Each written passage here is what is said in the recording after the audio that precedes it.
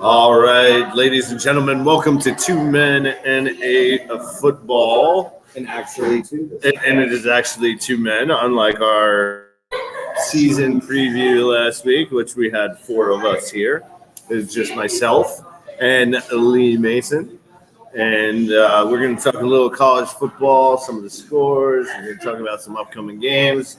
And then we're mostly going to get into the NFL stuff because lots of good stuff happened in the NFL. Week 1. Some good. And there's a big game tonight. Really? There's a game tonight? I didn't know that. I haven't heard about it. And then it is 12 months. It is also September 11th. Yes, it is. We are, I believe, if I do my calculations, we're at the 23rd anniversary? 22nd anniversary of 9/11. So tonight's Bills-Jets game, there'll be a lot of stuff swirling 9/11 wise. I do remember when Rex Ryan was the coach, I went to that Dallas Jets game on 9/11 that they played. It was a Sunday night game. And so, a lot of feelings around this day, especially in the New York tri-state area. And so, as I like to say, never forget. But anyway, now that I get off my soapbox. Where were you? I was downtown Manhattan. Oh, wow. Yes. I was on Broadway and 8th. And you were just like walking to work? No. I was in class. I was in class at the time. A girl got a call on her NYU? cell phone. Yeah. Okay. Girl got a call on her cell phone. And back then, it was that little black Ericsson phone that they had. It was one of the first ever flip phones that came out. And she started crying. It was her dad who was calling her from the Twin Towers. And she started crying, and then the phone rang. The classroom phone rang. Probably, I'd say 15, 20 minutes later. And then they told us, gotta go. But they evacuated the plane. We didn't know if planes were hitting, bombs were going to go off. Sure. So the school evacuated all of us, and as we're walking out, plane number 2 flew overhead. And we sat there and just watched people walk up covered in soot and blood, and it's something I'll never forget. So, but anyway, moving on. Let's talk a little college football now that it is just two of us and we don't have those two drunken knuckleheads this week. Although I love you two drunken knuckleheads. Don't get me wrong. The air horn effect? Yeah, I'm not missing the air horn this week, that's for sure. Son of a bitch. But anyway, all right, let's get into it here. So we did see a Miami, the U of Miami, put a shellacking on Texas A&M. That was quite a game. I don't know if you watched it, but I did watch it for a little bit. I caught the ending as Miami was just racking up the score. So, I mean, maybe I was surprised by the amount of the victory, but definitely not the fact that it happened because Texas A&M always sucks. So, well, that's they're great. He's a great recruiter. Great recruiter. You can't teach him how to play. But if you can't teach him how to play, absolutely, I agree. Jimbo Fisher, boy. I don't know what you're doing down there, but apparently it's not good. Evidently, Tony Grimes is still Tony Grimes. Yeah. So me and you watched this game, or most of it. Came through. Your North Carolina Tar Heels just scraped by App State. So I saw a stat. Do you remember that game, by the way? Yes. The last 8 Power 5 games that App has played are all one score or less. Like all within one score. Really? The last 8, Power 5 games. Whether they won them or lost them or whatever. But that's what they do. They play them close. Oh, look at that. Survive in advance. Yeah, So, seriously. I'll take it. All right. What else we got? We got June. That was a blowout. All right. I pretty much remember everything, surprisingly enough. Really? Yeah. All right. It was also Lee's birthday. Well, it is going to be Lee's birthday. Going out for it. We celebrated his birthday this past Saturday. We decided to watch the North Carolina game, and then we went dancing. We went dancing. We saw a great band called Soul Legit. They were really good. It was kind of legit. It was kind of legit. So yeah, we had a good time. Unfortunately, I had to leave early. But you know, such is life when you have a kid. Yeah. You It's know, fun. you sign up for these things. I wish I could have got the babysitter to stay later. But anyway, let's talk Texas, Alabama. What a game! Well, I mean, that's a classic. It is a classic, I believe. I think the And you want to know why it's a classic, in my opinion? Because Alabama lost. But why did they lose? What do you think? I mean, their offense was terrible. Their defense was terrible. I mean, it was an all-around shit show. Well, I mean, I think what really stood out is the fact that quarterback was pretty one-dimensional. Well, yeah, And when there's no big threat to throw, correct. I mean, it's going to be tough. Yes, I would agree. You know, LSU might be a couple of other teams, Tennessee, but there's still a lot of talent. He's still a good coach, so he might figure it out. That is true. It'll be interesting to see if that actually comes to fruition. But you know, I'm not really excited that it was Texas, though. I've never liked Texas. listen, Matthew McConaughey. Yeah, but I don't like the fact that Hook 'em horns? I don't like the fact that they stole Mac Brown after he signed a brand new a big contract in 1997, and we were number 3 in the nation, and then he left. Like, that was stupid. And nobody came back.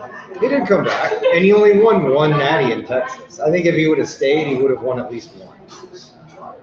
All right. Interesting take there. I did not realize that he left North Carolina for Texas and then came back. And then he came back. I totally forgot about that. All right. By the way, Quinn Ewers looks like the real deal. Although, you know, he's got Arch breathing down his back. Not really breathing down, but I always thought that was odd. It's tight. Well, the fact that Arch went there when He's you on- had a 5-star that was already there. Like, I don't know. well, Ewers transferred there from Ohio State Right, last year. but he played last year and got hurt. Correct. But he was still there, so you knew he was already there. I never understood, other than the fact that Texas can pay a boatload of money, but he doesn't need it. His grandfather's rich, his dad's rich. Uncle's rich. Yeah, both uncles are rich. I mean, yeah. So I never really got the Texas thing didn't make sense to me, but whatever. Now Arch is Cooper's son. Yes. And apparently Cooper was the best athlete of them all. Well, he could run, and the other two got hurt. Yeah, he was a wide receiver, hurt, like broke a vertebrae or something in his neck, right? Yeah. Yeah. Imagine that. Cooper Manning. The galloping Manning. The rest of them are statues. Yeah, seriously. I mean, honestly, we'll talk about this in a minute, but I felt bad for Daniel Jones last night. He looked like he met Eli Manning all over again. Well, remember those non-offensive line days? Anybody that remembers what I said last week, I said the Giants won't make the playoffs because I don't trust Daniel Jones. I 100% agree with you. I did that and I do now. All right, let's talk some NFL. I did have it on my phone. There it is.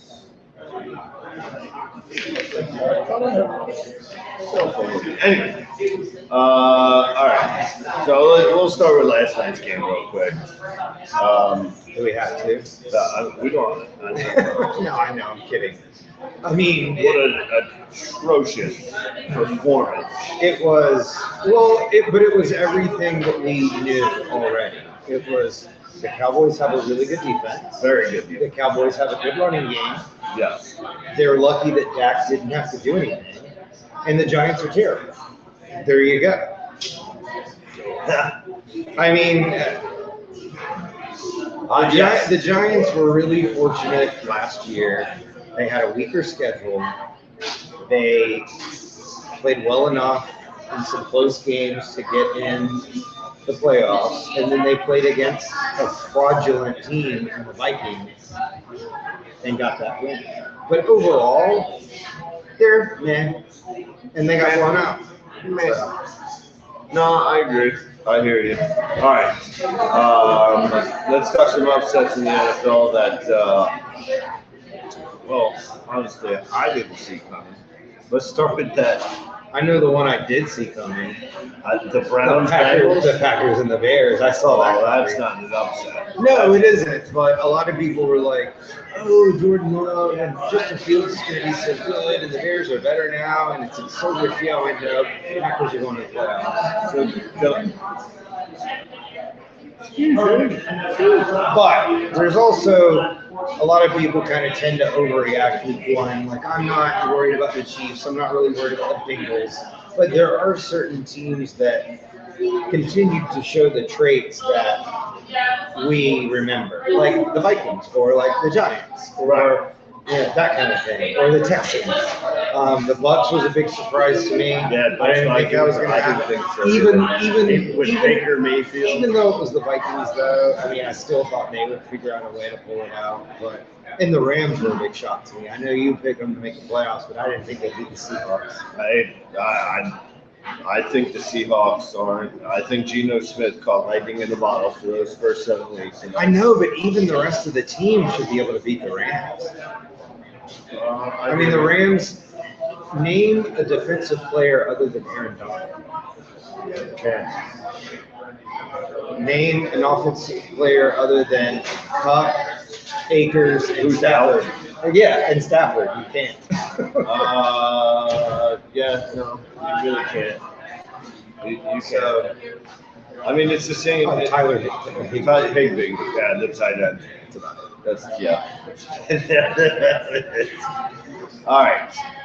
We only know him because we play fantasy. What a hell of a game the Chargers Dolphins. Yeah. Well, and what it goes back to is the same issue as last year. Their head coach is a defensive coach, and their Achilles heel is their defense that happens to be loaded with star players. So if they don't make a change quick, they're going to waste the last year or two of Eckler's prime. They're going to waste years with Herbert. They got a hell of an offense as well. I mean, if you score 34 in the NFL, you got to win. And your defense is atrocious. Yeah. And it's why they lost last year. I agree. And that whole scheme is Staley's scheme. So, yeah, I mean, he, like Stephen A. said, I wouldn't have let Staley back on the plane after that playoff game loss to the Jets. Like, he would have had to fly coach on his own. Yeah. But the fact that they brought him back, and yeah, you replaced your offensive coordinator, the offense was already fine. I see the sun is not helping us. I'm not worried about it. All right. Corey, here we go. So Corey had something to say. 49ers are going to be the Super Bowl champs. 49ers, the Giants are horrible. Thanks, Corey. I think the 49ers should get to the Super Bowl. I don't know about win it. I mean, they could. Yeah, I don't think you're winning it with Brock Purdy. I'm sorry. Oh, no, I'm not worried. No, I will say this: he is a quarterback that is a pass scheme, knowledgeable kind of quarterback who you give him a playbook and he can sit down and learn the plays. But he's not the, should I say, Omaha type quarterback who will be at the line and pop off. But he doesn't need to because Shanahan can do it for him. So my thing is,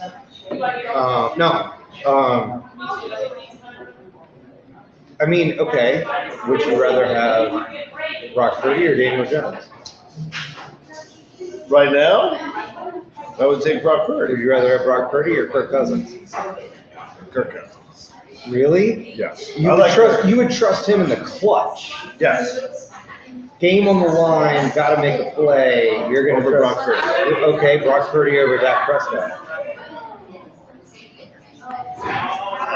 Brock Purdy over Geno Smith. Brock Purdy over Baker Mayfield. Brock Purdy over. I mean, Brock Purdy, I would take over Geno. When you look at this in the NFC, they're going to have to beat the Eagles.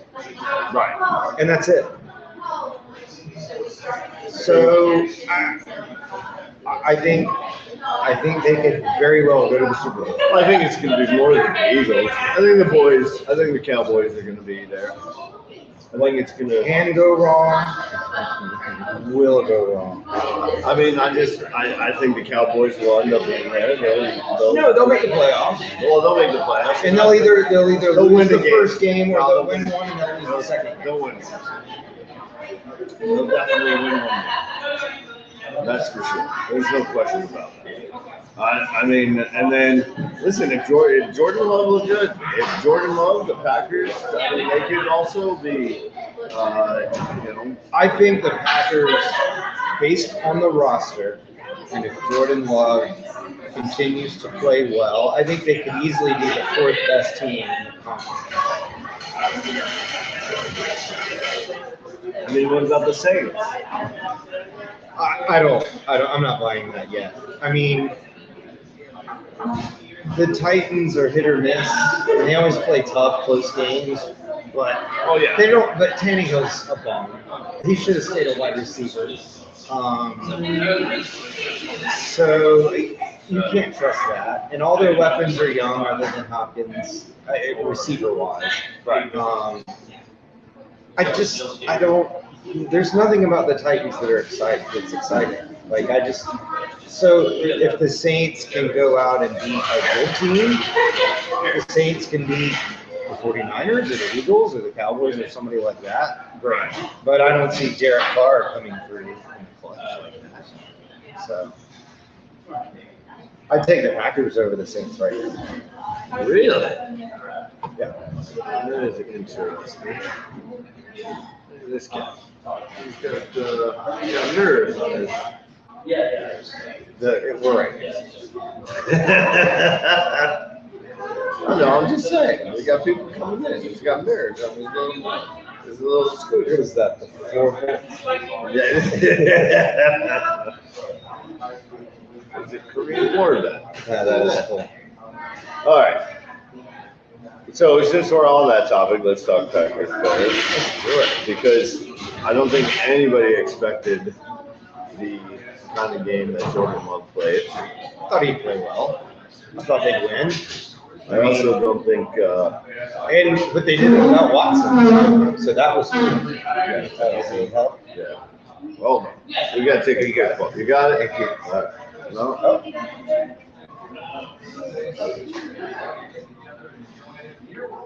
right. I thought he was coming over. I did too.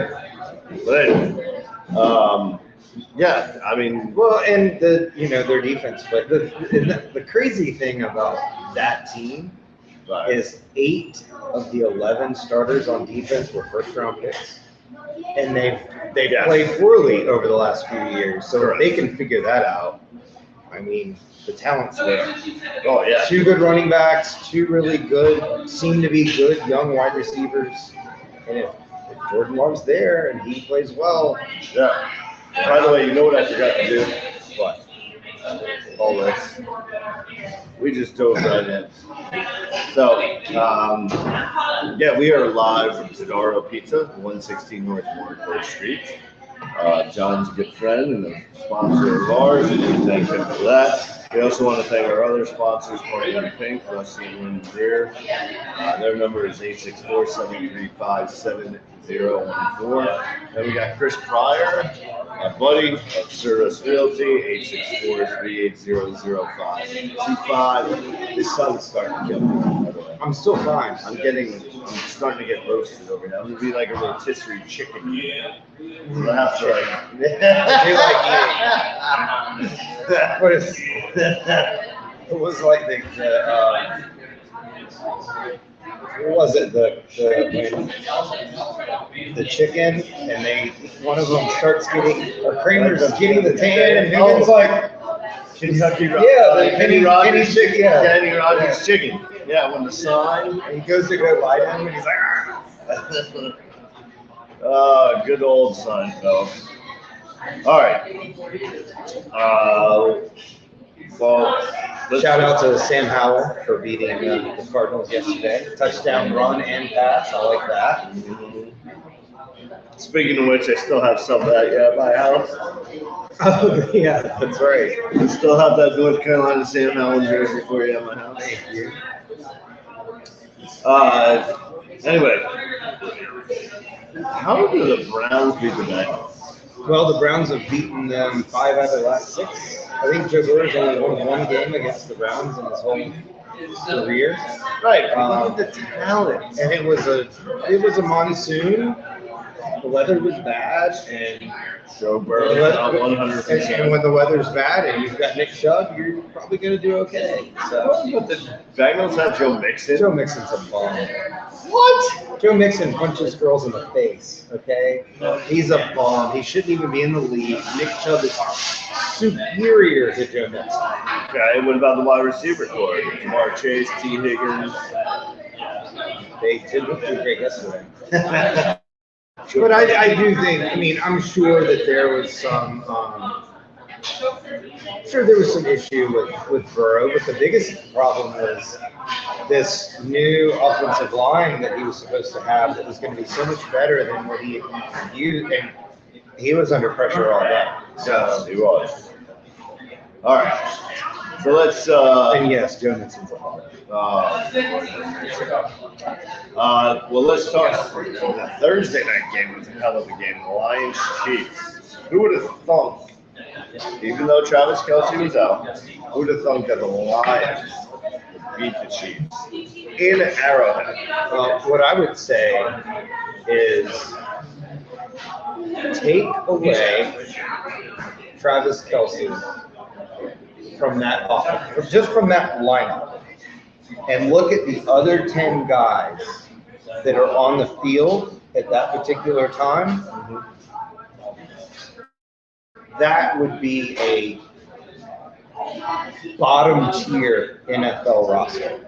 Patrick Mahomes makes up for so many deficiencies. Oh, I agree. So being able to not only win the Super Bowl last year when you only have one legit number 1 target and it's not even a wide receiver. Obviously, Chris Jones not being there hurt too. He did sign a 1-year deal today, so he's going to be back. But I mean, yeah, hand it to the Lions. They came in and they handled their business, and But like I said, I don't want to overreact too much. Lions going to be a contender. I think they'll be in the mix for a playoff spot. I'm not ready to say I think they're necessarily going to get in, but I think they definitely have a shot. I could see them, in that 9-win period. But I mean, that just shows you that the Chiefs, they need Kelsey back. And they may need to find a team that has a star that maybe wants a new deal or doesn't want to be in a certain place and get in because there's just not much else. Right. Well, let's talk Eagles Patriots. I mean, that was a close game. No one thought that was going to be even close. Eagles win 25-20. Well, Mac Jones goes off. yeah. I mean, is this what we should expect from Mac Jones and the Patriots moving forward, or Well, is this just lightning in the bottle? what I would say is Mac Jones' first year, he had a pretty decent rookie year, and he had an offensive coordinator. Last year, he had two washed-up defensive coordinators as his offensive coordinator, and he had a terrible year. Joe Judge and Matt Patricia. And now they brought in Bill O'Brien, who's been a legit, like, coach Tom at college Brady's. level and the NFL level and all of that. And what a difference. But it's also, that game was rainy too. It was in Foxborough. It's still Belichick. It's Tom Brady Day. People were pumped up. Crowd was pumped up. I still don't expect the Patriots to play like that every week. I think one of the things that really stood out to me was other than a couple of shots, the Eagles' passing game was not really on point. Goddard didn't even have a catch. Hurts missed him over the middle for several big plays. It was just kind of a sloppy game, but I would expect them to kind of right that ship. The two tackles typically don't get beat like they did. I mean, Judon was all over them, and I'm sure they'll clean some of that stuff up. So, and they still won it. It's not like they lost the game. They still figure out a way to figure it out. But I expect them to be better going forward. No, I would agree. All right, let's take a look here. So, any chance South Carolina beats Georgia? Going back to college real quick. That's what I thought. Hey, you never know. That's why they play the win. They play the games. That would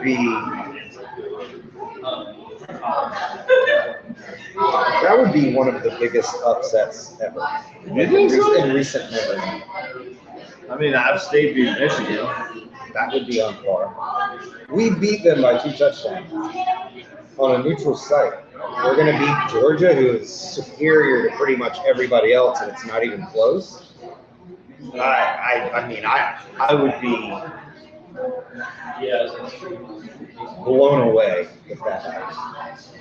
I mean, that's really the only good game this week as far as the top 25 is concerned. And that's not even a top 25 matchup. Well, I mean, Georgia is number 1. Well, yeah. Playing South Carolina, yeah. I mean, I'll be in Chapel Hill for the Minnesota game. The who? Carolina, Gophers? Minnesota, yeah. Golden Gophers. We're gonna sink the boat. We're gonna sink the boat. Hey, you're gonna see PJ Flex boat? Yeah. That's funny. That is one of the funniest things ever. Yeah. PJ Fleck. Hell of a coach, by the way. So too bad he's stuck in Minnesota. Yeah. Who does Clemson play? Clemson. Because next week is Florida State, right? Florida Atlantic. And then the 23rd is Florida. Wait. So you're going to play Charleston Southern. Charleston Southern and then Florida Atlantic. come on. And then you play Florida State. And then you go to Syracuse. Yeah, so they've got another scrimmage Before the big game. and then Florida State. Okay. Correct. So yeah, I mean, I guess just Georgia pounding South Carolina. All right. Let's talk Bills Jets tonight. I was about to say, I'm surprised it took you this long. I gotta. Although we do have a solid 20 minutes to talk about the James. Well, I think we got another about 10 minutes for the show. Okay. Because I want to go over there and harass them. I got you. I get it. Makes sense. So Brandon, who was on the show last week, is at our local Bill's bar here, and I've been known to show up and stir the pot. Just don't get shanked or anything. I don't plan on being that bad, but I am gonna show up. I'm gonna say hello. No more tequila shots before you go. Yes, no more of that. That's for sure. But hey, I expect this to be one hell of a game. I hope it doesn't end up like last night's game with the Giants Cowboys. I don't see. Well, because I say this because the Bills have a hell of a defense and the Jets' offensive line is as porous as I don't know, a paper towel. Von Miller's out there. Yes, Von Miller's out, but still, you know, we got a bunch of dudes on this offensive line that can't. They can't even block themselves. Aaron Rodgers, and that's my big concern. Is that offensive line? Look, the Jets defense is stout. There's no question about it. They are probably top 3 in the NFL. They were top 4 last year. All those guys returned. Most of them were rookies, so they have an extra year under their belt. So I expect big things from the Jets defense, and you know, we'll hopefully that offensive line with Dwayne Brown and Tippmann and all them show up tonight. I think you're going to see probably a lot of 12 personnel. You know, 1 running back, 2 tight ends, 2 wide receivers. They're going to run with Dalvin Cook a lot. See if they can get the running game going, do a little play action pass, and then use those tight ends as blockers that can help. Right. Because, like you said, that is the weak spot. But we know that if you do have the extra tight end and you just have 2 wide receivers, Wilson can beat a double team. No, that he can. And with Rodgers throwing it to him, that helps compared also to Zach have Wilson or Mike White. Well, you also, I mean, even the second wide receiver, you've got Lazard, you've got Cobb, you've got all those guys. I would say it would be Lazard. I think it's going to be Lazard, but every once in a while I think they'll throw a random Cobb out there just to switch things up. So who's the other? You've got Conklin and who? At tight end. Who's the other? Jeremy Ruckert. Okay. From Cincinnati? Ohio State. Yeah. Who's pretty good, decent sized kid. Yeah, big. Yeah, he's big. He's got okay hands, not the best, but he can block. There you go. That's all we need. And I think it's going to be, like you said, 2 tight ends. I also think it's going to be 2 running backs as well. With Dalvin Cook and Breece Hall. I don't know how much they're going to play Breece tonight. I would. It's the first game. I would really limit him on the touches, especially that you have Cook there, you know, and you've got Michael Carter there too. Oh yeah. I mean, he can be the third down guy coming out of the backfield, catching the passes and stuff like that, kind of playing that Jerick McKinnon type role. But I would go easy on Breece tonight. I don't think you want to give him the ball too much. Ease him into it. Let him get hit a couple of times, but nothing major. All right. But on the other end, are the Bills going to run the ball? Who they got? James Cook? Yeah. But I mean, who's a good player, but are they actually going to be committed to do it? That's always the question is. So the spread is 2.5. You can draw, obviously Stephon Diggs and Davis and the two tight ends they have and how good Allen is. You can drop back and you can throw it 50 times and you can win a lot of games that way. But you can't win these games that way. Right. And they got to be able to the ball. Yeah. So the line is 2.5.